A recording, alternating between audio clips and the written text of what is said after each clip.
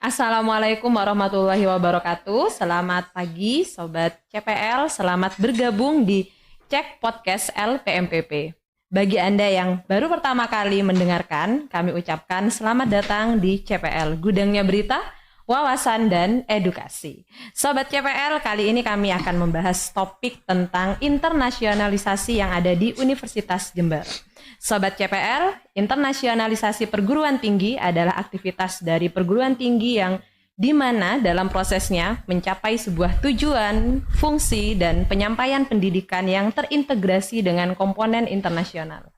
Fenomena ini sesungguhnya bukan hal yang baru, namun cerminan dari kecenderungan perguruan tinggi secara global. Tidak dipungkiri bahwa globalisasi pendidikan tinggi dengan kata lain adalah sebuah pilihan yang sulit dihindari oleh seluruh perguruan tinggi di dunia, bahkan di Indonesia. Karena itu merupakan bagian dari proses perkembangan global yang terus-menerus tanpa jeda, bahkan tanpa henti.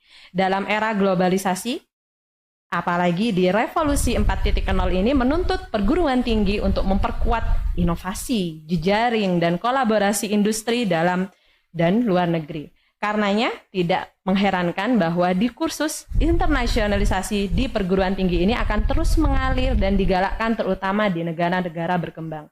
Lalu bagaimana nih proses pelaksanaan internasionalisasi yang ada di lingkungan Universitas Jember? Kita akan bahas tuntas pada podcast kali ini. Telah hadir di tengah-tengah kita tamu yang sangat istimewa, yaitu Bapak Hardian Susilo Adi SP MP PhD selaku Koordinator Pusat Layanan Kemitraan Internasional. Selamat pagi Bapak. Selamat pagi Mbak Raffi. Alhamdulillah sehat nggih Pak ya? Alhamdulillah. Iya, nah kebetulan kita juga kehadiran salah satu mahasiswa yaitu Mbak Aidila Lungguh Arumdipta. Nah beliau ini adalah penerima award di ISMA 2023 ke Michigan State University ya Mbak ya? Iya benar. Oke, alhamdulillah sehat nggih Mbak? Sehat. Oke, sudah ada di Indonesia, sudah sampai di Indonesia bulan apa nih kemarin? Bulan Desember sih pulangnya. Oh, bulan Desember sudah di sini ya. Oke.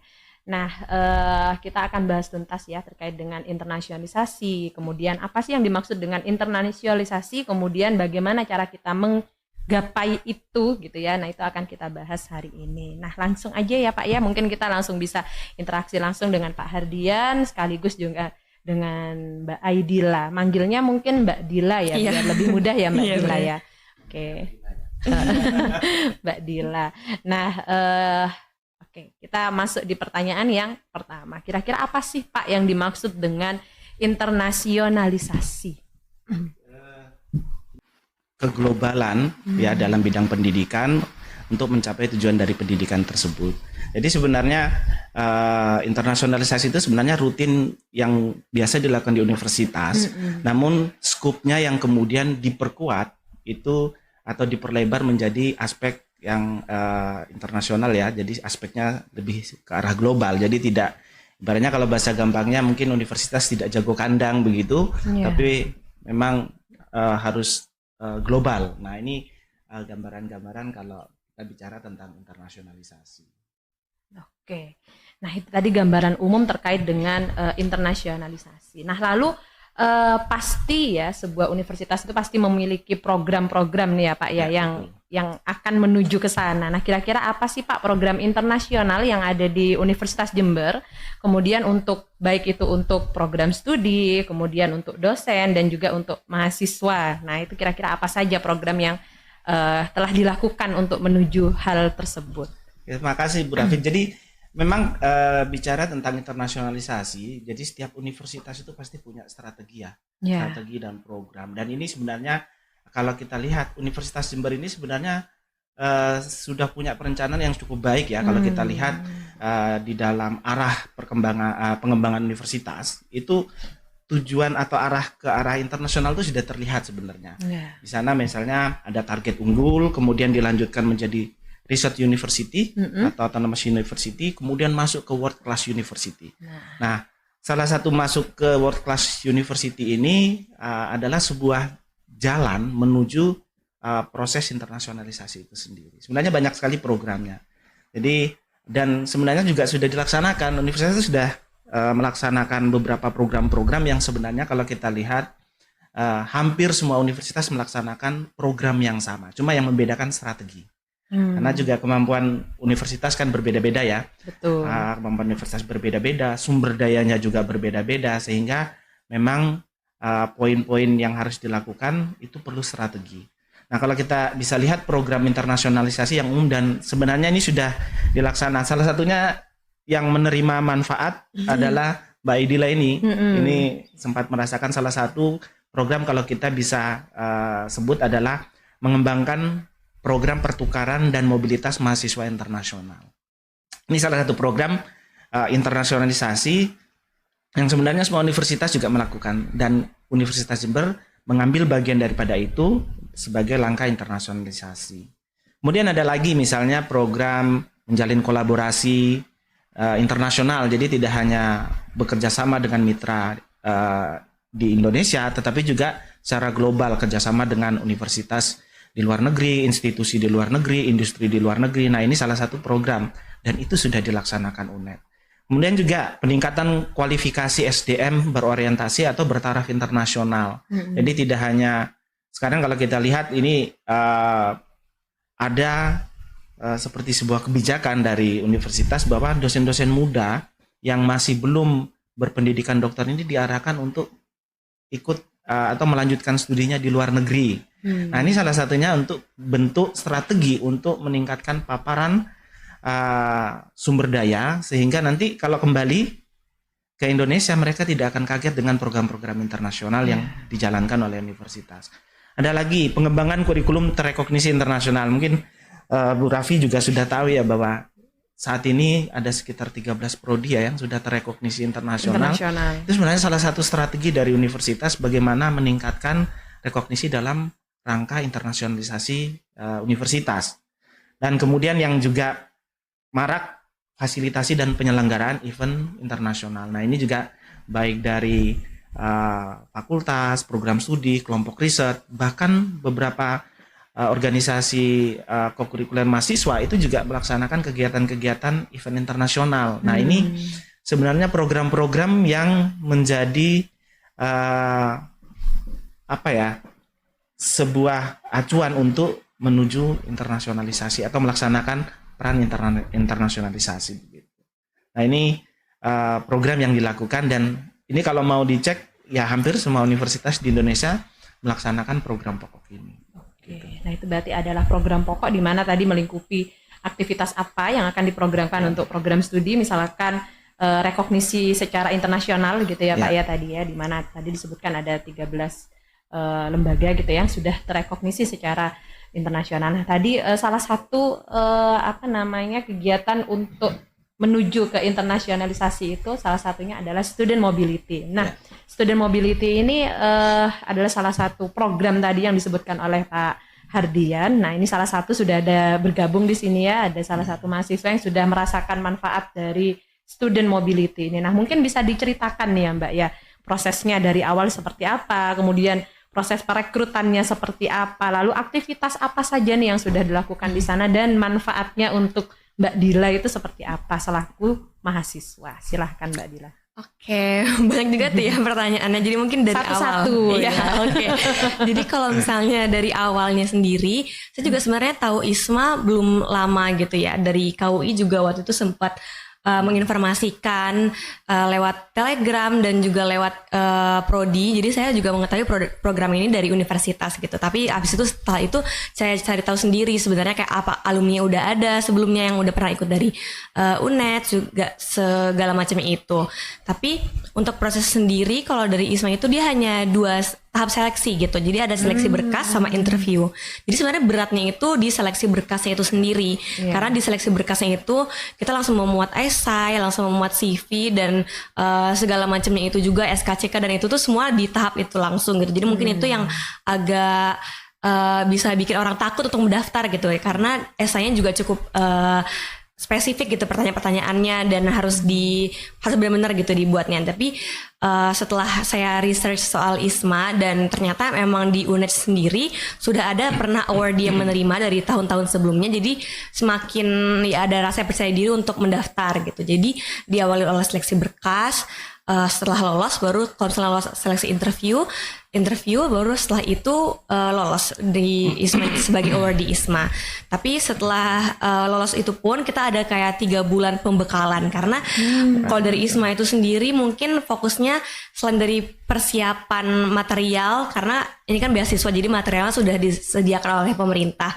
Tapi yang penting itu juga persiapan mental gitu kan, karena bagi teman-teman saya dan saya sendiri juga ini kan pertama kali untuk kuliah di luar negeri gitu. Jadi mereka memberikan banyak sekali pembekalan dari berbagai macam sisi, mau non akademik dan punya banyak sekali aspek yang berhubungan dengan hidup di luar negeri itu diberikan oleh ISMA itu sendiri untuk ya mempersiapkan kita gitu. Lalu juga karena sebenarnya bahkan ada beberapa teman-teman saya yang bahkan pertama kali naik pesawatnya itu langsung ke luar negeri gitu. Jadi emang banyak hal-hal yang kita sendiri mungkin anggapnya baru pertama kali. Iya, baru pertama kali. Jadi mungkin takutnya kaget atau gimana. Jadi adaptasinya itu dibantu juga oleh program ISMA. Lalu di sana ya udah kita belajar seperti biasa. Lalu juga ada kayak disarankan untuk mengikuti kegiatan non akademik lainnya, tapi juga sebenarnya fokusnya sendiri itu fokus akademik gitu kan. Karena dari program ISMA sendiri itu kita udah dikasih kesempatan atau sebenarnya diwajibkan gitu sih untuk mengikuti beberapa, kalau dari ISMA itu sebetulnya challenge. Jadi kita kayak disuruh bikin sebuah event atau disuruh membantu komunitas sekitar. Jadi pokoknya ada beberapa tugas sebenarnya dari ISMA yang kita harus lakukan di sana gitu. Dan itu udah termasuk pencapaian non akademiknya juga gitu. Baru setelah 1 semester sana kita pulang lagi ke sini gitu. Berarti targetnya tadi ada 2 ya Mbak ya, akademik dan non akademik. Nah yang non akademik itu tadi ada salah satunya misalkan bikin event di sana dia di Michigan University ya. Iya benar. Jadi untuk mengenalkan budaya Indonesia gitu. Oh gitu. Nah kira-kira apa nih Mbak event yang sudah Mbak buat di sana sama teman-teman, itu per kelompok atau per anak Mbak biasanya eventnya? Jadi ada macam-macam sih sebenarnya tugasnya. Tapi kalau misalnya yang paling besar itu emang satu univ aja gitu. Jadi nggak berkelompok. Satu universitas. Jadi kita intinya waktu itu ada bikin namanya Indonesian Cultural Night, di mana kita memadukan berbagai budaya Indonesia di satu acara itu gitu. Jadi teman-teman saya itu kita ada 2 kegiatan intinya. Ada kita buka booth pakai pameran budaya Indonesia. Jadi ada booth tentang budaya di mana orang-orang itu bisa mendengar musik Indonesia dan kayak ngeliat videonya segala macam. Tapi juga ada booth makanan. Kita di sana masak sendiri di dapur yang sangat terbatas juga ya Pak ya. Masak pisang goreng waktu itu. Pokoknya banyak lumpia segala macamnya. Pokoknya makanan-makanan kecil aja yang bisa kita bikin lah ya sebagai mahasiswa juga gitu kan. Bahan-bahannya juga terbatas. Kita ada bikin booth makanan itu sama booth kopi juga. Jadi kita bikin kopi yang kita udah bawa dari Indonesia, sama satu lagi booth batik. Jadi kita bisa bikin batik itu, tapi sebenarnya bukan batik yang original gitu pakai cantik enggak. Tapi kita sediain kayak kanvas gitu, orang-orang juga bisa bikin motif-motif batik di situ pakai spidol dan teman-temannya itu. Pokoknya kita sediain barang-barangnya dan teman-teman di sana bisa ngerasain bikin batik itu kira-kira gimana. Baru setelah itu kita ada yang acara besarnya, yaitu yang pentas gitu pentas seninya. Benar, ada nari, ada nyanyi, ada baca puisi dan semuanya itu pakai bahasa Indonesia gitu kan. Tapi kita di layarnya ada subtitlenya kalau misalnya ada yang ngomong.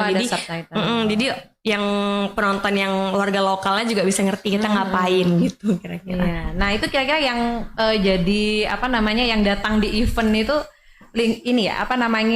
mahasiswa yang ada di universitas itu atau warga sekitar atau bagaimana Mbak? Sebenarnya campuran antara keduanya. Jadi yang pertama itu pastinya mahasiswa, teman-teman kita sendiri di sana gitu kan, yang kayak teman-teman kelas kita undang. Tapi juga diaspora di sana itu sangat erat gitu ya hubungannya. Jadi kita sebenarnya nggak bisa bikin acara kalau nggak ada mereka juga gitu, karena mereka ada kerjasama gitu ya Mbak? Mereka PPI-nya itu juga udah sangat membantu gitu kan. Mereka udah tahu gimana caranya. Jadi keluarga-keluarga mereka itu juga pada datang kayak gitu. Seru ya Pak ya? Jadi memang kalau ya inilah salah satu manfaat dari peran internasionalisasi ketika mahasiswa terlibat di dalam program-programnya. Jadi memang yang mengikuti kegiatan-kegiatan seperti ini akan harapannya nanti mereka menjadi mahasiswa yang plus ya. Jadi tidak hanya IPK-nya tinggi, tetapi memang punya kemandirian dalam skup global. Karena kemampuan seperti ini kan tidak bisa dimiliki oleh tidak bisa lahir begitu saja tanpa harus ada proses. Kalau nggak ada aktivitas ini kan mungkin mahasiswa tidak bisa terbentuk mentalnya yang seperti itu tadi ya Mbak. Betul, ya. harus menata, menyiapkan, merencanakan, apalagi di negara orang. Nah ya ini itu.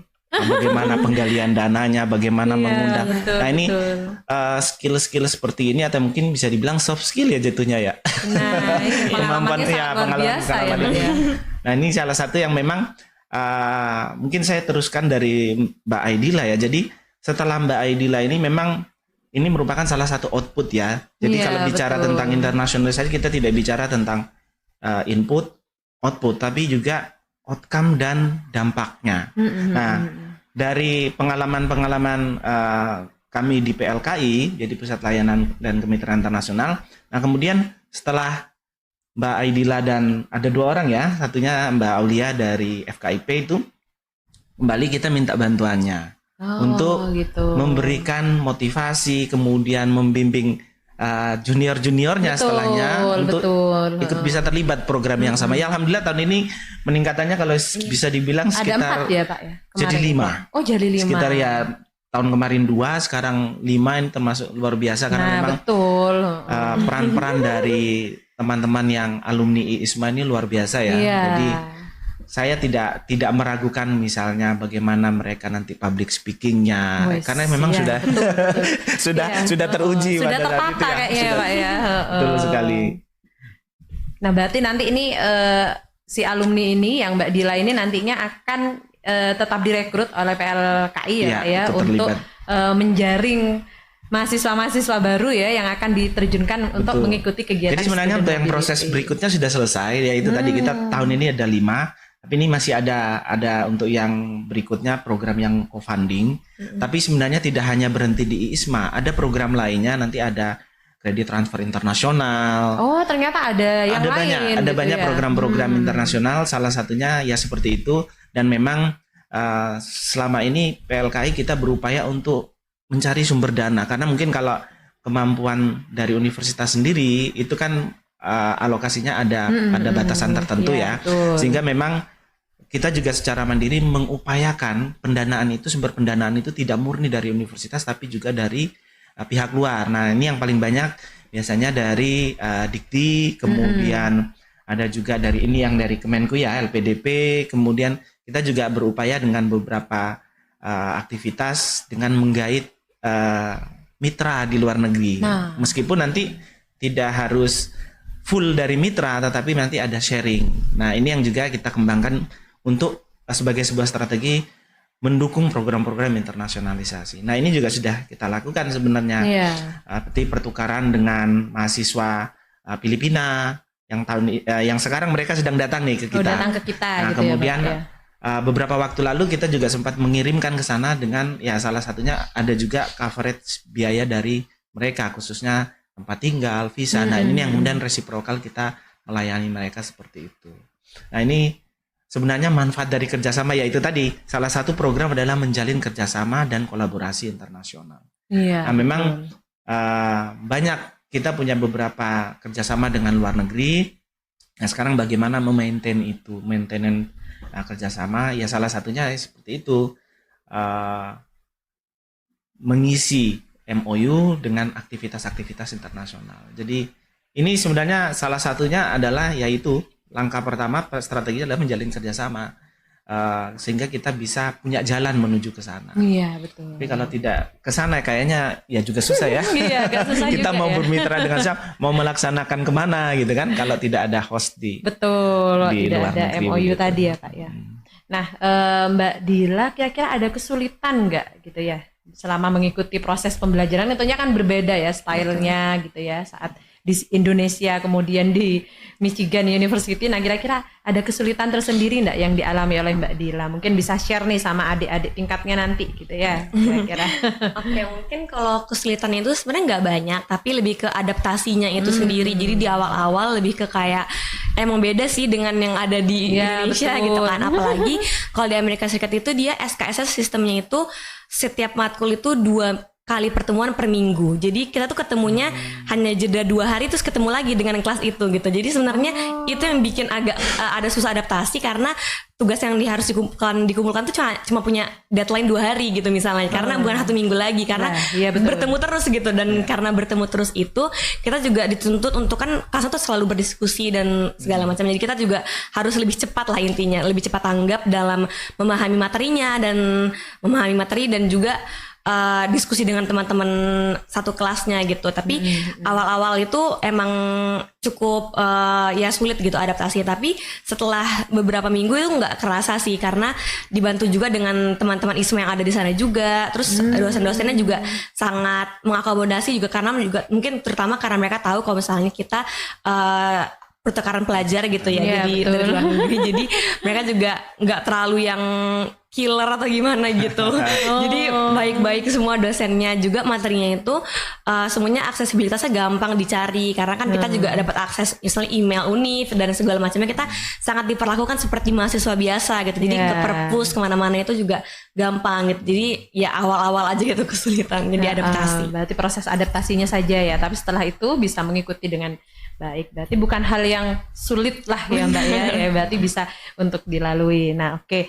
Mungkin tadi yang sudah ini ya Bapak ya, sudah disampaikan gitu ya, kira-kira apa saja yang akan dan atau sudah disiapkan oleh UNED untuk mendukung program-program internasional. Nah kira-kira ada target tersendiri nggak Pak gitu ya dari universitas? Ya, jadi untuk program sebenarnya ini juga menarik ya, karena memang apa yang dilakukan di PLKI sendiri itu sebenarnya tidak terlepas dari apa yang diinginkan oleh universitas ya. Jadi kita tidak berjalan sendiri, pasti ada tujuan yang ingin dicapai. Nah, salah satunya ini terhubung dengan upaya Universitas Jember menuju World Class University.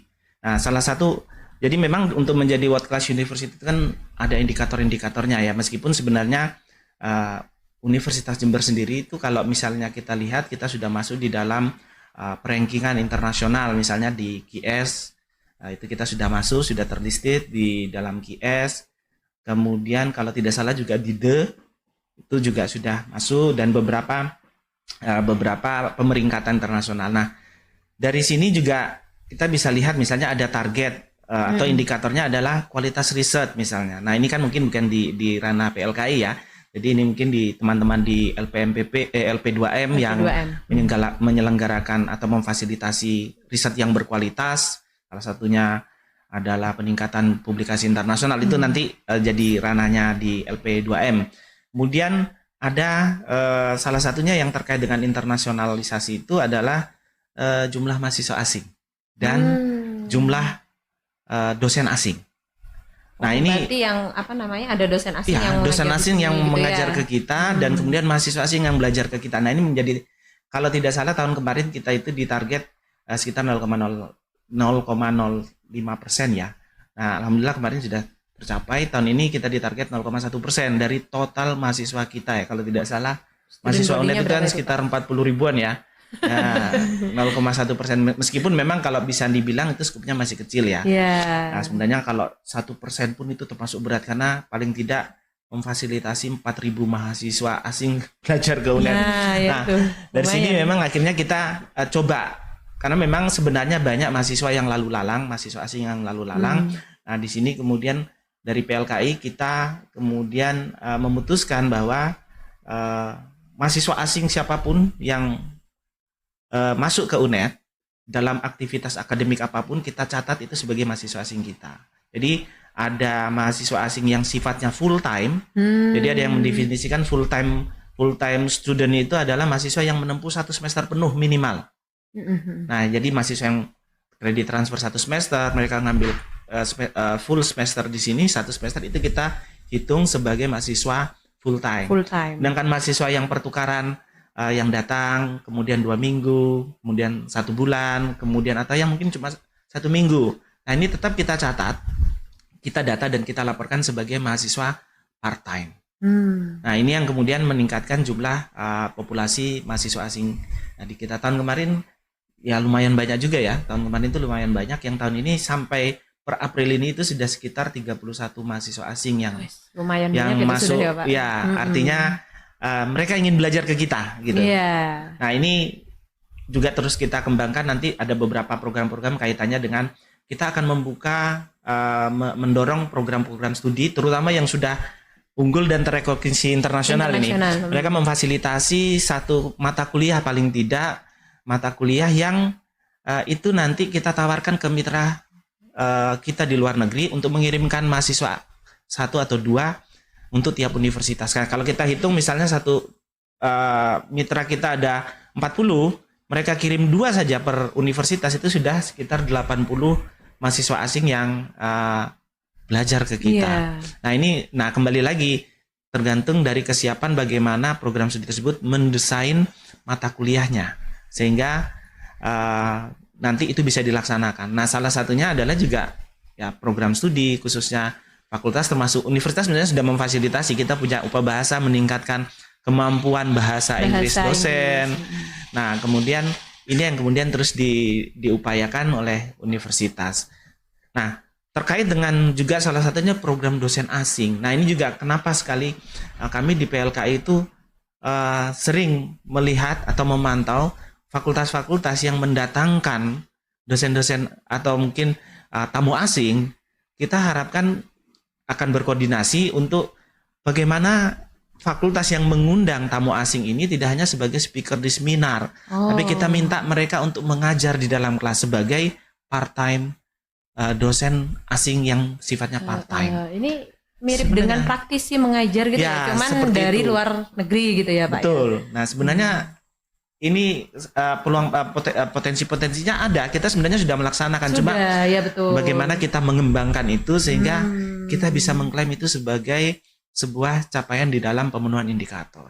Iya, berarti jadi prosesnya itu kita menawarkan kira-kira kalau tadi yang mata kuliah gitu ya, kita menawarkan salah satu mata kuliah ke salah satu mitra gitu ya. Betul, kemudian bagaimana bisa membawa 1 atau 2 mahasiswa dari lembaga tersebut untuk belajar di sini. Betul, gitu ya Pak ya. Khususnya untuk program studi yang sudah terakreditasi secara internasional. Kalau bicara internasional seharusnya kan ya orientasinya sudah ke sana ya. Artinya dari aspek dosennya juga sudah harusnya siap. Betul. Dan saya yakin sudah siap sebenarnya. Iya, bahan ajarnya dan lain sebagainya. Memfasilitasi itu. Fasilitasnya betul. Nah, misalkan nih saya tadi program yang dosen yang mengajar dari luar negeri yang mengajar di UNED gitu ya Pak ya. Misalnya dilaksanakannya secara online gitu, boleh nggak ya Pak ya? Bisa saja kita lakukan itu. Yang penting sebenarnya adalah pendataan atau pencatatan. Dalam hal ini kalau memang dosen asing itu kita dari luar untuk mengajar 1 atau 2 pertemuan harus tercatat di dalam bentuk MOA. Istilahnya IA, Implementation of Agreement. Jadi pihak kita itu menandatangani bahwa memang aktivitas itu dilakukan dan di sana memang mengiyakan bahwa itu dilakukan dan disertai laporan. Nah itu sebenarnya bisa kita klaim sebagai dosen asing yang mengajar ke kita. Jadi memang apalagi di dunia 4.0 itu kan ya dulu wawancaranya datang langsung online ya. Nah karena memang dunia internet sekarang sudah bisa hibrid. Jadi mereka bisa menggunakan fasilitas-fasilitas teknologi yang memudahkan semuanya. Saya kira itu sangat realistis sekali sebenarnya. Nah ini tergantung dari prodi siap apa tidak untuk melaksanakan itu. Nah kalau misalnya ya sebenarnya kami di PLKI dengan senang hati ya kalau ketika misalnya kami diminta bantuan pendampingan bagaimana jalurnya sehingga itu bisa terrealisasi, dengan senang hati kita membantu. Dan sebenarnya memang beberapa fakultas juga sering ya ketika ada event-event kami diminta melakukan pendampingan, hadir ikut serta acaranya. Nah itu salah satunya sebenarnya untuk memberikan contoh pada yang lain, fakultas atau program studi yang lain untuk ya melakukan hal yang sama. Gitu. Nah proses pendampingannya itu seperti apa Pak yang dimaksud gitu ya?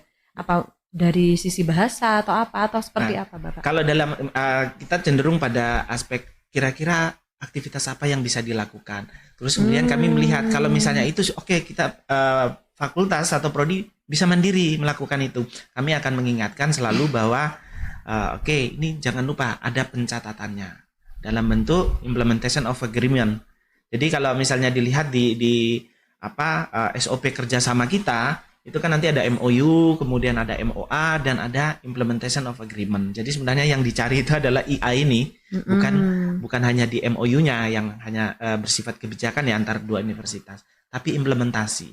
Nah ini yang kemudian kita akan kawal betul sehingga apa yang dilakukan itu tidak sia-sia.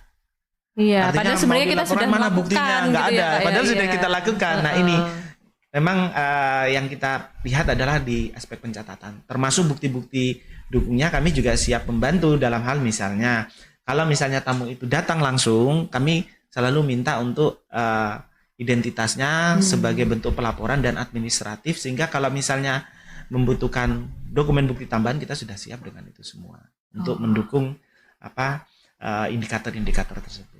Nah, berarti bagaimana proses pendataan aktivitas-aktivitas tersebut, Bapak? Mungkin banyak nih fakultas-fakultas atau program studi yang sebenarnya sudah melakukan kegiatan yang disebutkan Pak Hardian tadi. Cuman bagaimana cara proses pendataannya? Mungkin mereka masih belum paham nih. Oh, ternyata harus kita laporkan nih ke PLKI. Nah, bagaimana prosesnya, Jadi, Pak? sebenarnya tidak di PLKI ya proses pelaporan itu. Kami cuma ingin ikut terlibat memastikan bahwa proses administrasi yang sebenarnya itu sudah ada SOP-nya, sudah ada pedomannya, itu sudah ada, kalau tidak salah ada SOP pedoman kerjasama. Nah ini sifatnya global, tidak hanya kerjasama dalam negeri, luar negeri, dalam negeri pun juga sebenarnya sama.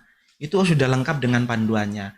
Bagaimana nanti ketika ada kerjasama, ada implementasi, pelaporannya seperti apa, itu sebenarnya ada di bagian kerjasama ya, terkoordinir di bagian kerjasama.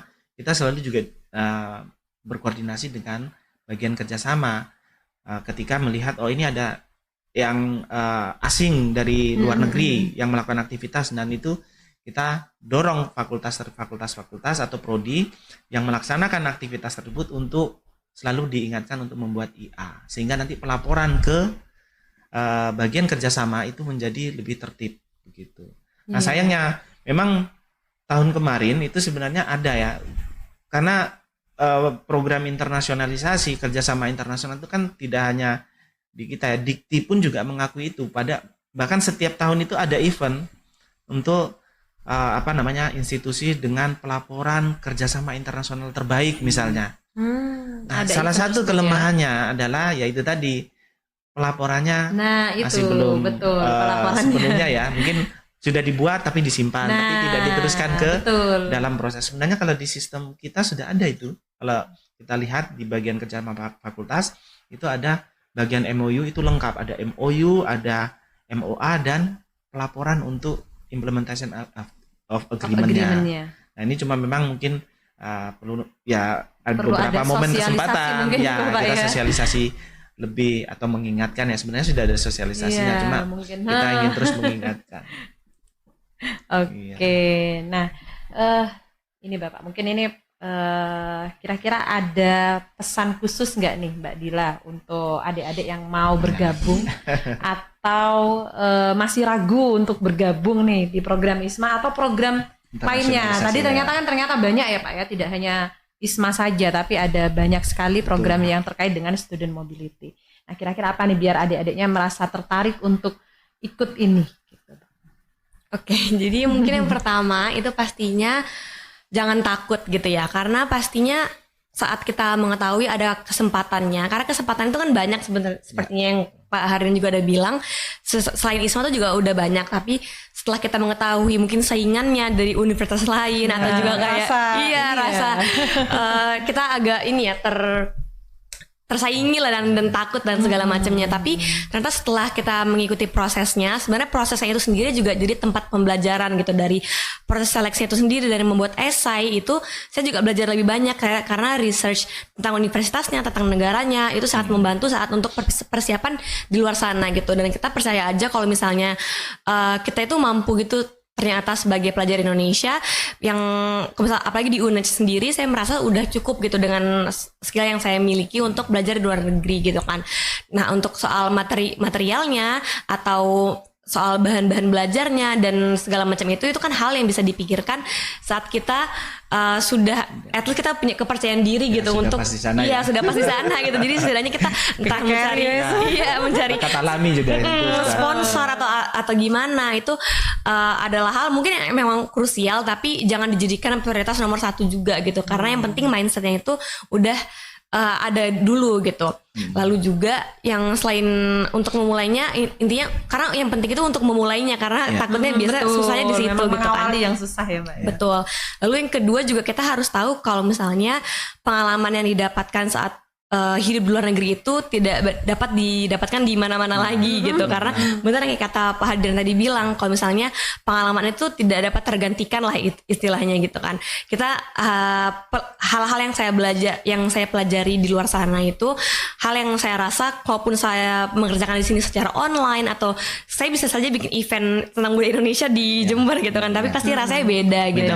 Dan itu pokoknya rasanya tidak bisa tergantikan gitu. Juga apalagi soal dampak tentang jaringan yang telah saya buat di luar sana, entah dengan warga lokalnya maupun juga dengan award ISMA Satu Indonesia lainnya gitu. Karena kan kita pasti terhubung dengan award ISMA Satu Indonesia gitu, dan itu adalah hal yang masih ada sampai sekarang, dan saya percaya jaringan-jaringan yang terbentuk itu masih ada untuk seterusnya gitu kan. Dan kita kan pasti nggak bakal tahu gitu jaringan itu bisa untuk di dunia kerja atau di kedepannya saat saya membuat skripsi mungkin saya butuh narasumber dan segala macamnya, itu pasti ada teman-teman saya yang dengan bidangnya mereka masing-masing itu dapat membantu saya juga. Bahkan salah satu pelajar asing yang Pak Hadrian sebutkan yang dari Filipina itu tadi, ternyata setelah saya berkenalan, karena kan saya disuruh berkenalan tuh dengan kaprodi saya, itu adalah teman Filipina saya yang ada di sana juga gitu. Saling berkaitan ternyata. Satu universitas itu gitu. Satu manfaat ya, ketika kita terekspos internasional, ternyata jejaring kita tuh circle-nya ya ketemu juga. Ya otomatis yang di internasional juga akhirnya. Jadi akhirnya dia juga merasa nyaman untuk sharing sama saya, dan akhirnya saya juga bisa mengenalkan UNED dan Jember, walaupun saya juga bukan asli Jember, tapi saya bisa mengenalkan dengan pelajar asing tersebut. Dan saya merasa itu hal-hal ya itu tadi yang nggak usah saya dapatkan kalau misalnya saya nggak belajar di luar negeri tadi gitu kan, dan banyak hal lainnya. Keren berarti ya Pak ya. Begini, saya mungkin juga menyampaikan ini juga hal terpenting ya, karena memang bicara tentang proses masuk ke sana, ini mungkin juga pesan buat mahasiswa ya. Jadi saya yakin mungkin Aidil nanti bisa klarifikasi sendiri ya, bahwa menuju masuk sampai bisa ke sana itu kan ada tahapan persiapan atau modal yang disiapkan sejak awal. Nah, jadi memang saya sering menyampaikan ke beberapa kesempatan, kita sebenarnya ada program namanya Promise Internasional. Di situ adalah program seperti ospek ya, orientasi bagi mahasiswa yang punya keinginan untuk ikut terlibat di dalam internasionalisasi. Nah, bahwa yang paling terpenting adalah mahasiswa sejak semester 1, kemudian semester 2, semester 3 itu tidak hanya sekedar kuliah ya, secara akademis. Betul. Ya, apalagi di era sekarang, kemudian masuk generasi yang sekarang ya, generasi apa yang ada bilang Gen Z lah. Gen Z.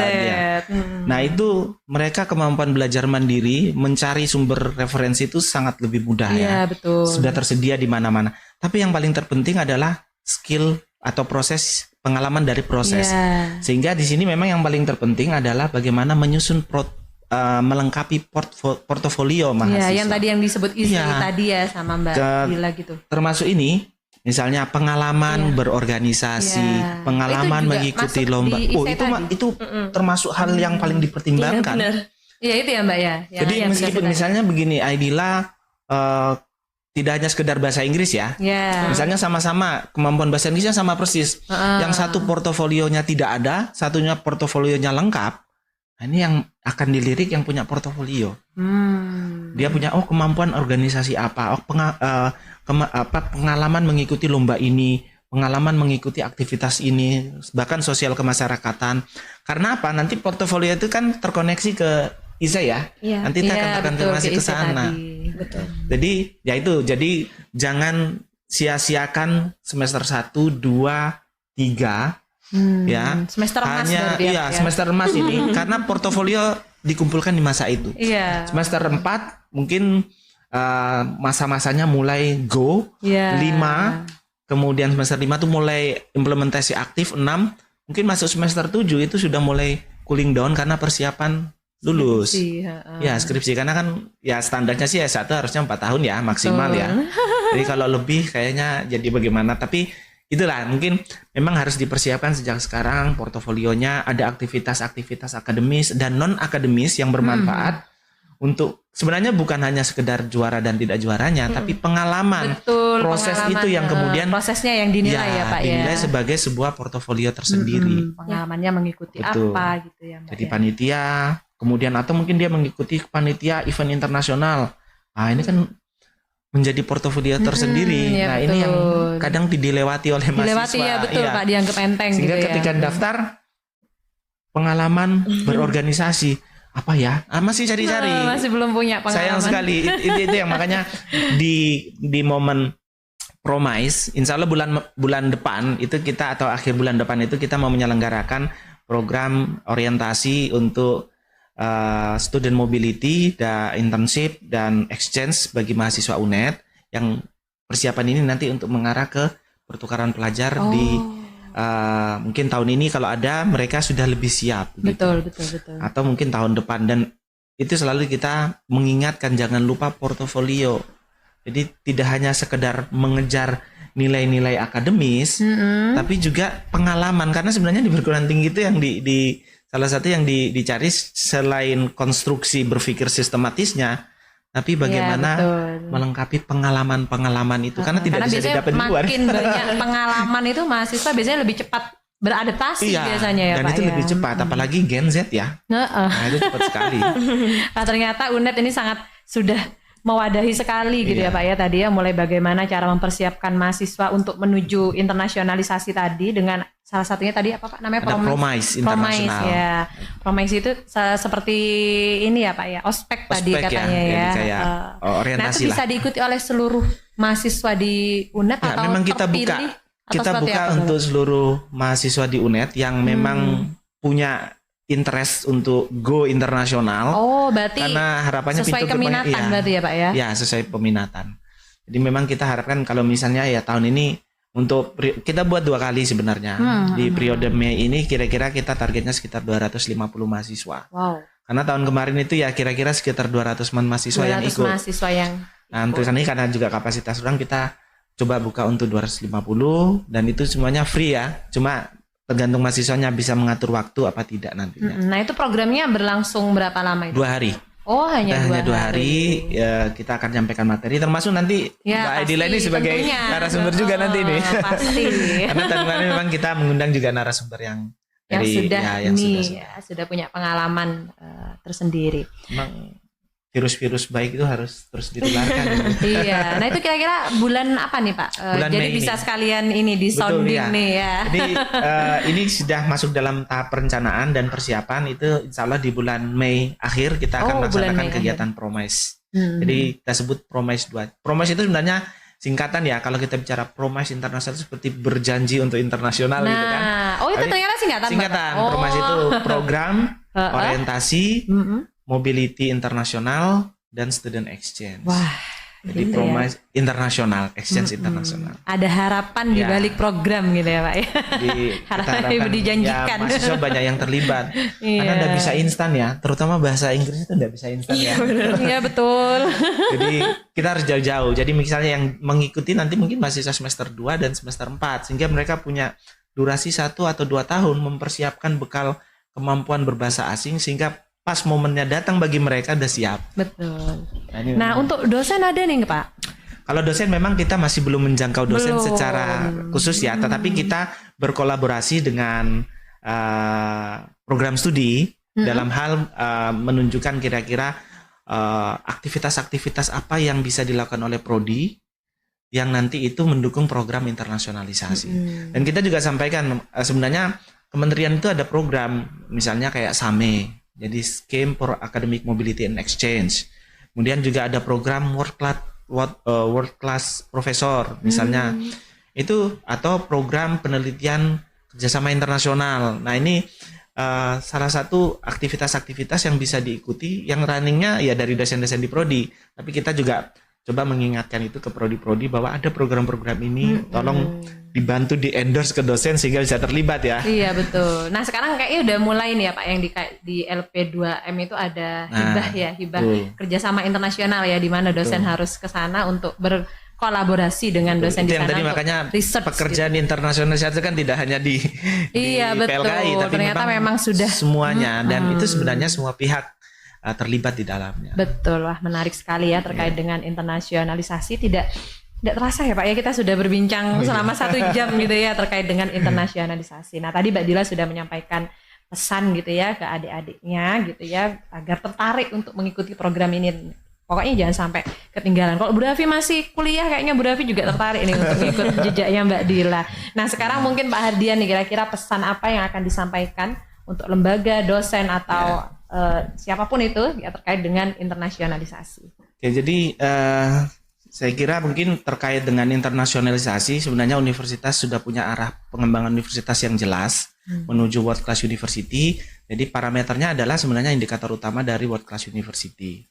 Nah, sebenarnya yang paling mudah adalah meningkatkan jumlah mahasiswa asing, kemudian meningkatkan dosen tamu asing. Event-event internasional juga bisa kita lakukan. Ya, sebenarnya tidak harus dalam skup prodi ya, dalam skup fakultas pun itu sudah cukup untuk mengcover bahwa melibatkan beberapa prodi untuk diklaim sebagai sebuah indikator capaian bersama. Nah bahkan mungkin kalau di IKU pun juga sama ya, artinya internasionalisasi itu sudah terintegrasi di dalam indikator-indikator perguruan tinggi. Nah jadi kalau dari kami sendiri, kami siap bersinergi dengan fakultas ketika ada hal-hal yang ingin diperlukan kaitannya fasilitasi atau pendampingan terutama sehingga aktivitas internasional itu bisa berjalan dengan baik. Kemudian juga kami juga mendorong fakultas-fakultas untuk mengingatkan atau mendorong mahasiswanya bahwa di era globalisasi saat ini kemampuan berbahasa asing itu sudah bukan merupakan suatu hal yang langka ya. Itu merupakan suatu keharusan ya, sebuah kebutuhan. Saya mungkin contohkan satu ya. Terakhir saya waktu berkunjung di Amerika Serikat, itu beberapa teman saya yang orang Amerika Serikat, anak-anaknya itu sekarang itu mereka kalau bahasa Inggris kan sudah nggak mungkin lagi ya, karena memang bahasa ibunya ya. Dan mereka akhirnya mengambil kursus bahasa Cina, bahasa Spanyol, dan artinya apa? Bahasa-bahasa PBB mereka mendorong anak-anak mereka kemudian atau mungkin beberapa mahasiswa untuk belajar ke sana. Karena apa? Ya itu tadi, globalisasi. Salah satu pembatas terbesar adalah kemampuan komunikasi yaitu bahasa. Nah, ini kita dorong ada program-program. Saya kira UPA Bahasa sudah siap memfasilitasi mahasiswa untuk kursus ke sana peningkatan kemampuan bahasa Inggris. Saya kira mungkin itu yang bisa saya sampaikan ya kaitannya nanti mendukung program-program yang internasionalisasi yang sebenarnya sudah berjalan, tinggal kualitas dan kuantitasnya kita tingkatkan. Begitu. Oke, terima kasih kepada Pak Hardian Susilo Adi SPMP PhD dan juga Mbak Aidila Lungguh Arumdipta yang sudah menjadi narasumber pada kegiatan hari ini. Terima kasih atas kehadirannya dan juga ilmu yang sudah ditularkan kepada kami. Baik, Sobat CPL, diharapkan bahwa internasionalisasi pendidikan tinggi ini mampu mendukung proses reformasi nasional pendidikan di Indonesia dan memberikan dimensi internasional untuk belajar di perguruan tinggi. Untuk akhirnya, saya akhiri dengan pantun Burung Dara Burung Cendrawasih. Bisa dicari dulu di Papua. Cukup sekian, terima kasih. Semoga bermanfaat untuk kita semua. Jangan lupa tinggalkan like, komen, dan subscribe. Cek podcast LPMPP, berita, wawasan, dan edukasi. Terima kasih. Wassalamualaikum warahmatullahi wabarakatuh. Waalaikumsalam.